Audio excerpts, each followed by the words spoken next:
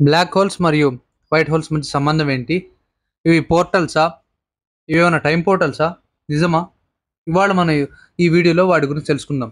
ఇప్పుడు ఆసక్తికరమైన ప్రశ్నకు వద్దాం. ఇవి టైమ్ పోర్టల్స్ అవుతాయా?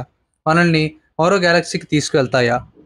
కొన్ని థియరీల ప్రకారం ఒక బ్లాక్ హోల్ ద్వారా మనం ప్రవేశిస్తే మనం ఒక వైట్ హోల్ నుండి బయటకు పడతామన్న ఆసక్తికర ఊహ ఉంటుంది.